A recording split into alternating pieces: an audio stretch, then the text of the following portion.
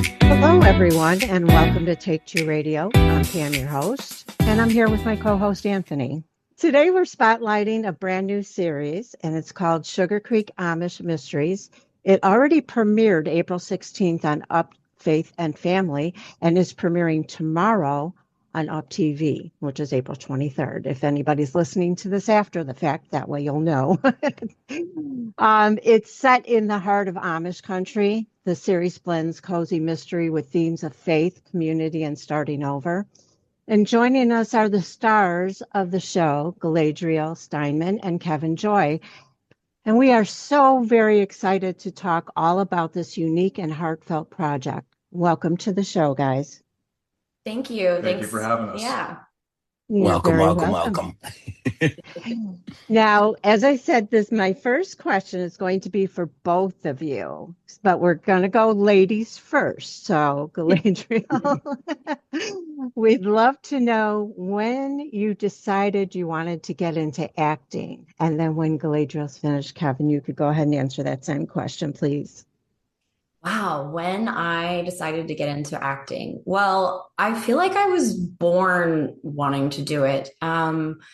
They said that the first day of preschool, I told them that my name was Dorothy. I was very into the Wizard of Oz.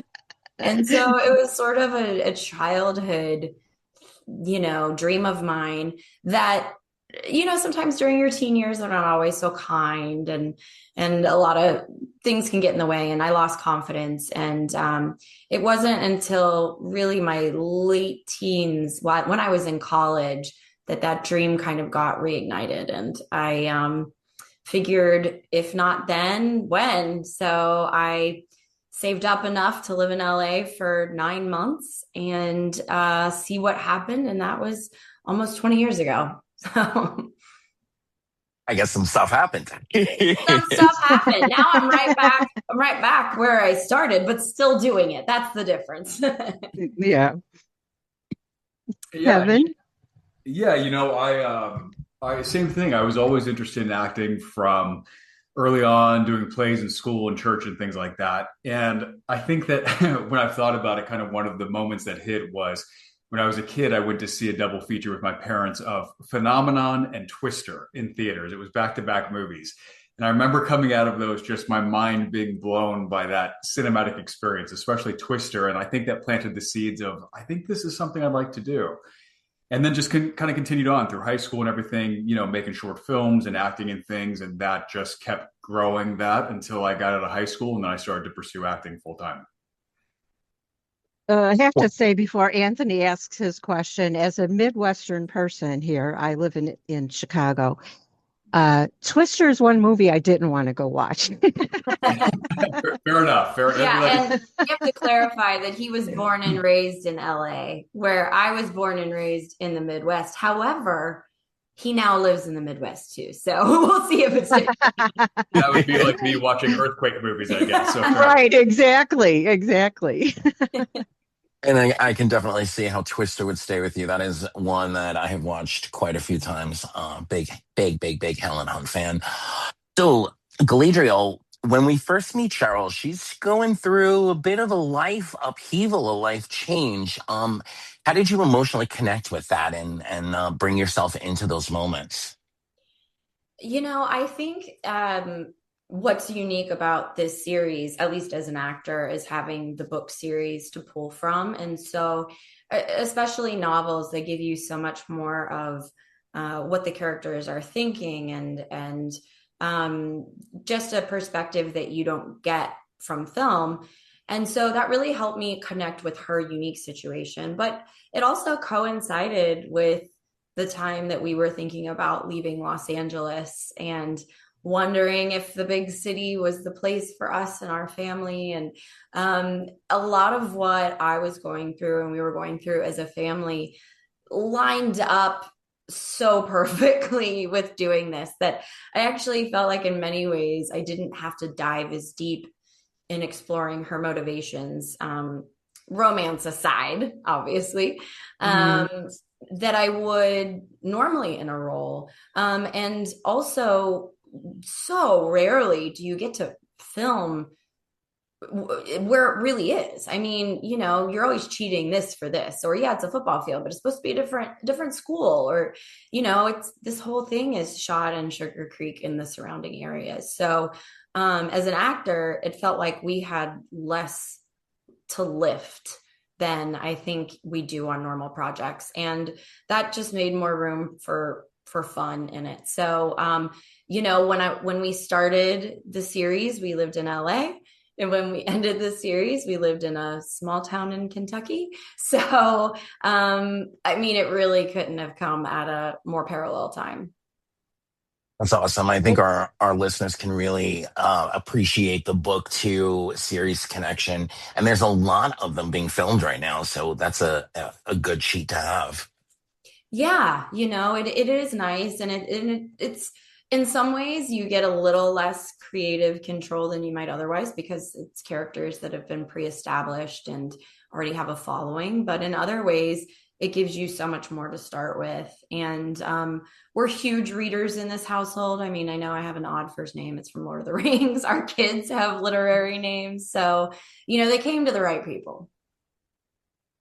It's almost like the story was written for you, but then again, there's, you know, probably thousands of people out there that can relate, and that's a good thing that pulls them into the series even more. Yeah, I mean, that's a sign of a good story, right? Is finding Hmm. that universal thing that so many of us can connect to. And I think these books do a really good job of that. Absolutely. Now, Kevin, the show blends mystery with heart. So, how would you describe that balance to viewers? I think it is a really nice blend of mystery and heart in the series. Obviously, we have the cozy mysteries that we're dealing with and the things that are happening in Sugar Creek, of which Cheryl seems to very much be maybe causing them or part of them coming into the town. But we'll That's skip over sad. that. If it were my turn, I'd have things to say. But I think the wonderful thing about the series is that, you know, you have the mystery, which is the kind of exciting thing to keep you there for each episode. But because of it being set in Amish country and with the Miller family, of which I'm a part of, you really get the heart of the community and the heart of the family and the heart of the culture that is intertwined with this mystery. So it's not just these mysteries that are happening, but you really get to kind of know and fall in love with these characters and their way of life and their, you know, their compassions and empathies and things that they're going through. So I think it's a really nice blend of the two of them, that you get that warmth of that emotion, but you also get the intrigue of the mystery. So, Gadriel, there's a strong sense of community in the show. How did you connect with that personally? And do you think that's what's going to keep, you know, the audience coming back? Yeah, that's a really good question. I mean, um, there's so much community written into the show, and community is such a focus of the actual location in Sugar Creek. And I think that's why this story was especially suited to a television show rather than just a one-off movie, because you build this whole world, um, from the Amish to the Englishers, as they call the non-Amish people, to the tourists, to the law enforcement. And they all have their own stories in this world. And I think the thing that resonated with me the most, and I think will resonate with viewers the most, is just that the faster we seem to go with our bigger houses and our technology and everything, the more we lose the type of community that we had in our country even 50 years ago, but that went back hundreds of years. And that's such a source of connection and well-being and security for people. And so I think when we get to see the Amish value that so closely, and then we get to see how the people around them that aren't Amish can make it their own, I immediately feel like changing my whole life when I leave Amish country. And I think that that's going to resonate with viewers, because even if they've never been to Amish country, they know what it's like to feel connected, and they know what it's like to feel disconnected. And I think this lets people see what's possible, because, you know, even though Cheryl, my character, comes in with no connection to anyone who lives there, really, an introduction. But, I go there to take over my Aunt Mitzi's store and she's gone. But how that kind of connection and community is available to outsiders. It doesn't mean that if you don't have it now, you can't have it. And I think that that's going to be a theme that is going to really hit home for a lot of people. Yeah, we live such a fast-paced lifestyle that it would do us some good to actually spend time living that way, to see what we're missing in life. And I think it's a lot of togetherness, because everybody's doing something different, and there's not those Sunday style dinners with all the family sitting around the table, So I think it would be a great thing to do.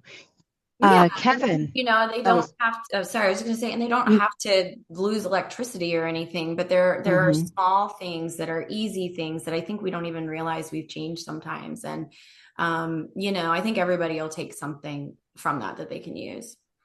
Exactly. And Kevin, what do you think audiences will find most surprising or refreshing about this series? I think that audiences are just going to love the world that this is set in. I think that what does along those lines of what Galadriel was just saying that feels really refreshing about the series is the sense of community that's embedded in it. We get that with these films oftentimes in the small towns, that sense of community, which it obviously seems like we're all craving. But I think that this world that the series has, not created, but lives in Amish country here, I think that audiences are going to find it really refreshing. This pastoral, it almost feels period, but it's not, right? It's this pastoral, refreshing place to live in that it just makes you feel good. The community is connected and the community values each other and is there. And I think that amongst the mystery, which is fun in the series, I think that people are going to find it really refreshing to get to have almost a breath of fresh air to live in this community for an hour each week when each episode airs. I hearken it back to something like Little House on the Prairie. That whole "it takes a village." It's these kind of books and shows that bring us back the core. It hits us back in that core, and it's something we're all craving, I think, in the fast-paced world we're living in. So my next question is for both of you, and I love that you said you're a literary household. I've personally instituted a rule. I read across genres. I'm an avid reader, but I put in a rule like about a year ago that for the last half hour before I go to bed, or basically laying in bed, I switch to a cozy mystery or a romance or something to take whatever heaviness I'm reading out of my mind so I can sleep better. But I'm digressing, as I'm known to do. For both of you, what did you guys do to prepare yourself and to make sure that you were, representing the Amish pieces of this respectfully? Well, for me, I have been doing Amish films for almost 10 years now, which sounds odd, I know. But it's sort of a niche, and audiences seem to like seeing familiar faces. And so the first one I ever did, I played an Amish woman beginning to end. And, at that point I did what I could, but I was limited. It's not a community that's all over the internet, offering seminars and things like that. So I was really limited to documentaries and books and just anything I could get my hands on, speaking to people who had been Amish. And so, we have an Amish library in our home that has expanded over the years. But what was unique about the Sugarcreek Amish Mysteries specifically is, since we were in the heart of Amish country, we also worked with Amish. I mean, our costume assistant is Amish and served as a consultant for us in many ways. And a lot of these locations we're at are owned by Amish people. And so to be able to be on set and say, am I pronouncing this right? I thought Amish didn't do buttons. I feel like we learned, it was an immersive experience. I mean, we learned so much. I think as long as before I had to really seek it out. In this case, I think, and I'll let Kevin add to this, but I think anyone who was there, living there like we were for a couple months in this world, you just had to be open to it and be humble enough to ask questions. And typically there's just as much curiosity on the other side, and so that helped. But I like to say that we're like presidents of the Amish fan club because, we aren't Amish, but we've pretended to be enough, and everything we've learned about them has just brought us closer to them. And so now we can claim Amish among our good friends, which is really pretty special. And yeah, I think along the same lines, I've done a couple Amish films also. And so when I first started doing them, it was reading books, it was going on the internet, things like that, to try to learn as much as you could. And I think that, especially with Sugarcreek Amish Mysteries, the goal, if you talk to anybody that worked on the show, cast, crew, filmmakers, whatever, everybody just fell in love with the area and the community there. And so I think that our overall goal, especially with having Cindy, our costume designer and stuff, or costume wardrobe assistant there helping us and guiding us, was that our overwhelming desire was to honor and respect the community. So we tried to do everything that we could to get things right and be respectful. And at the end of the day, we wanted to shine a light on the community that we felt of how special of a place this was. And a lot of that came by, living in the community and filming there like we did, and also asking Cindy, 30,000 questions to try to understand the Amish and the community. And we still do, even after she hasn't gotten rid of us. Yeah, we still do. And it's just been a really interesting experience. And it's so funny because sometimes, we've heard from, viewers or people, or even Amish people themselves being like, oh, you didn't get that quite right. And then Cindy will be like, well, actually, we bought those suspenders at an Amish store. So it is Amish, but there's so much variation in the community that sometimes it's hard to absolutely pinpoint because each Ordnung kind of has their own rules. But at the end of the day, always our overriding goal was to be respectful and to honor the community in the best way that we could in the portrayals.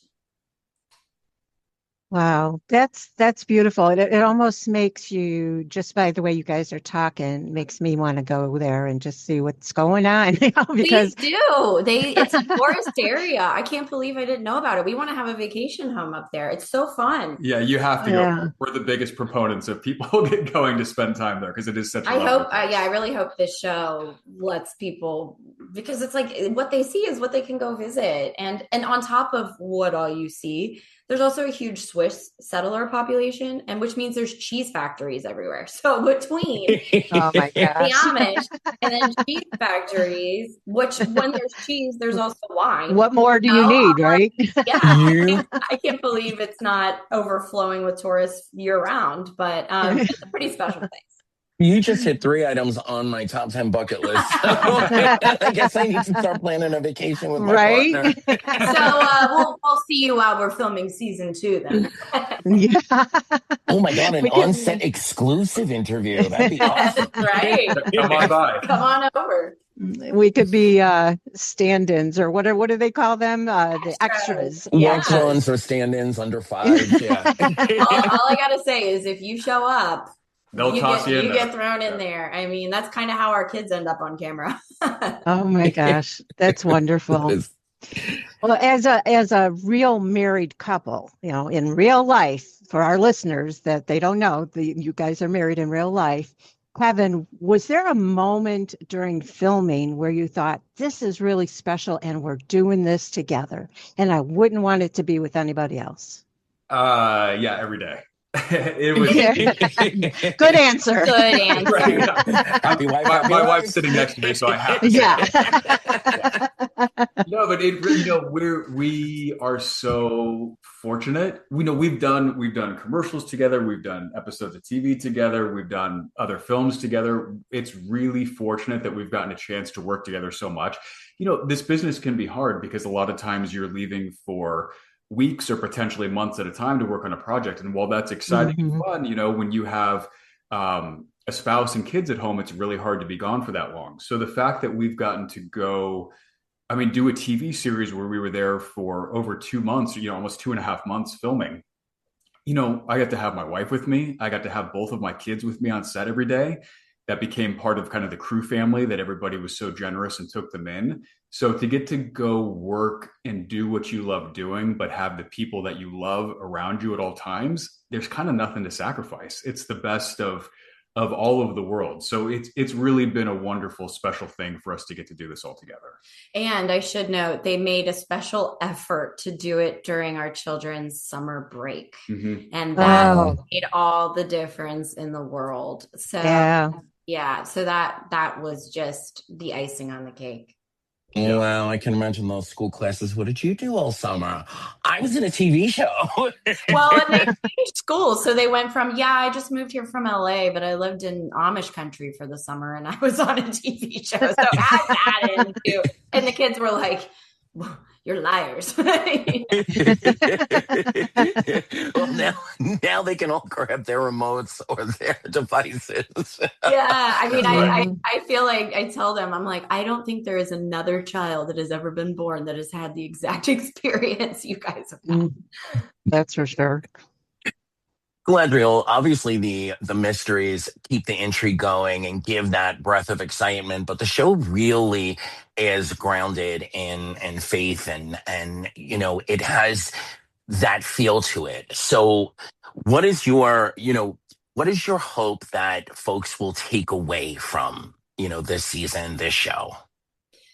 Well, I think you hit something valuable when you talked about how before you go to sleep, you're careful about what you read and that you're drawn to things that are gonna leave your mind in a positive place. But much like you, I read across genres, including Stephen King and all kinds of other things. So, I think that's why this show is gonna appeal to an even broader audience is because that we've both been a part of Amish romance movies for many years now, and those have done so well. But when you bring in a mystery, it's almost just like a bonus, and on top of that, it's I mean, we're in an era where people are so into true crime podcasts and Hmm. a lot of limited series that can be really violent and I don't think they're mutually exclusive. I don't think that this is for these kind of people and those are for that kind of people. The same way with books, you need different things for different times. And I don't really know of another show that checks all these boxes, but that we really can't. I mean, our kids, besides being there, sat down and we watched the first episode together. And that you're going to be intrigued and there is going to be a mystery, but because of where it is and the kind of show it is, you also know that you're not going to lose sleep that night over it. Hmm. But and so I think that's what's going to bring people there. But I think what's going to make them stay is that again, we talked about it, but that sense of community. I think they're going to leave feeling hopeful and optimistic because I think everyone can, especially people who are, adults that maybe have gotten their lives established, but they're not really sure like where they're going to go. Everybody else around them seems to be kind of having things figured out, or maybe they never even got that chance to leave their hometown. And I think it's going to help them really have an appreciation for those values. And I also think that sometimes the genre can make it like the big city is evil and the small town is good and we saved them. Yeah. It's not. As someone who's lived in both, there are pros and cons to both. And when, like Cheryl Cooper, you feel connected to both places, knowing that like it's okay to carve out your own thing and it's okay to want more than one thing at a time. And so I think regardless of where people are coming from when they see this, they're going to see themselves in there. And the show, we get the time to explore some of those more complicated things, where with some of these movies, yes, they're together and she's moved from the big city and she lives there now, or he's left the Amish community and they're there. But it'd be really hard to write the sequel, because that's where it's going to get complicated, is what happens next. And so I think that's where this really earns the viewership for a season and a second season, and hopefully, as long as there are books. And I think that's what really drew us to the project too. Well, I think a huge plus to this series is that it's a family-oriented series, and you won't have to worry about your children or anybody being under a certain age watching it. And you can watch it as a family and again have that family time together. Yeah. Absolutely. Yeah, I feel like there were a lot more shows like that when we were younger, Mm-hmm. that were really targeted for the whole family. And as we used to have community viewing experiences where everybody in America was watching something at a certain time, and now everybody can kind of go off and have their own channel, and it's so much less of a family thing. Yes, we want to have those Sunday dinners, and we want to have the unplugged time with our family in the woods, but how nice is it to also be able to sit down and turn on a screen and have it be one that you're at least doing together? There's something to be said for that shared experience. I totally agree with that. Kevin, now faith is woven so naturally into the story. So how did being part of it shape your own perspective on faith, or did it change or enhance your own perspective? Yeah, I think that what it enhanced most was what we keep coming back to, which is the sense of community and faith, community in every aspect of how we live our lives. And I think that so much, like Galadriel was just talking about, like whether you're in the big city or you're in the small town, whatever faith you may have or things like that, community is really where the richness in that is sharing that with other people, having other people as part of that foundation with you. And I think that that's what I was so struck by being up in Sugarcreek is obviously, the Amish faith is very strong among the people there, but that sense of community is also further enhances that and empowers that. And it was really wonderful to see this community come together in every aspect. I mean, while we were there were multiple fundraisers within the community. Somebody got hurt or had an accident, or somebody needed help with X and X bill or something. And barn raising. And literally, like, the community would come together and throw like a massive barbecue or potluck to bring not just the Amish community, but the Englishers, as we are, the outside community, together as well to help fundraise. So they really live what they practice, and that was really beautiful to see and to see reinforced. And it just further cemented that life is really good when we take care of each other. Life is really good when you have that sense of community around you. And whether that's the big city or that's the small town, taking care of each other is really what makes life rich. And I think that that's really faith-wise, life-wise, that's what really just was reminded to me and cemented in me even further being there. And I just want to add too, a lot of people claim to be a part of a religion, but to see faith in action, I think that is something that might help people reevaluate the people around them. Is it really just another bumper sticker on their car? Because in this Amish community, and that comes through in the show, there's no shying away from it. You better show up. You better speak true, and I think as the community encourages Cheryl to live her best self, we felt that pressure too, and so I think I just want to tag on that, yeah, faith in action is not necessarily the same thing as telling everyone about your faith. And what a great cyclical experience to give your kids too, to be immersed in the creation of it and be living it for 2 months, on a summer break. That's amazing. Galadriel, so without giving any spoilers away, give us your elevator pitch. Why, what? Give us the pitch for listeners coming to Sugarcreek Mysteries. I think people are going to come to Sugarcreek Amish Mysteries because this show is very reflective of the age in which we live. It is about feeling a lacking or an absence, a hole in your life, and the search to fill it, and where that takes you. And I think because of these elements of the Amish, which many people are naturally curious about if they haven't experienced it themselves, and the effort to be accurate as much as possible on this, the sense of playfulness and humor. There's plenty of comedy, the romance. I always say I love romance. I just don't want it to be the only thing. And so I love a mystery like this that pulls people in. And every episode has a new mystery. And so, wherever they jump in, I think it's going to make them want to go back and watch more. And I think it's going to make people stick around, because I know that when I talk to people about this place and I talk to people about this show, they respond in the same way I did, which is, oh man, I would love to experience something like that. I would love to feel that. I would love to do that. And I think, by seeing the show, people can do that and feel that. And then, like we said, too, maybe it'll compel them to take their families on vacation to Sugarcreek, because everything you see there, is kind of what it's really like. Come for the mystery, stay for the heart. Yeah. I feel like we picked it up pretty good. Yeah, come for the mystery, stay for the heart, and feel part of a community. and the pie. Yeah. Well, you made us want to go there, so I think there's going to be a lot more people that after they watch will be wanting to, put their vacation time in.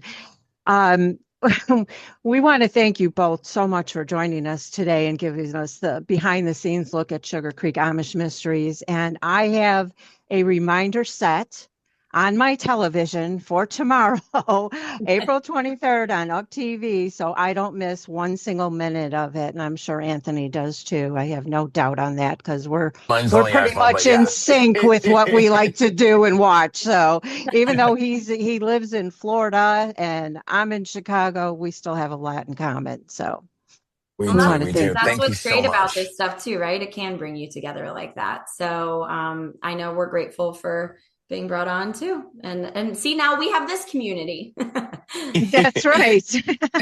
And I'm not going to say when you get picked up for season 2, you got to come back and give us some more spoilers and some, follow up to the adventure. Oh, absolutely. We're more than happy to. And you both better have visited Sugarcreek by that time. Yeah, exactly. we're going to put your names at the desk and check in regularly. Well, we can't promise it'll be before then, but, we'll try. We'll see. Well, they'll find out on the follow-up, won't they? And unfortunately, I can't do a lot of trailing, but we'll see what my husband says, and maybe he can help me with that. We'll try. That's all I'll promise. We'll try. That's good enough for us. Yeah. But we do welcome you back anytime, and we want you to enjoy the rest of your day. And thank you so much again for joining us. You too. Thank you both. It's been a pleasure. Thank you for having us. This was a lot of fun. You're welcome.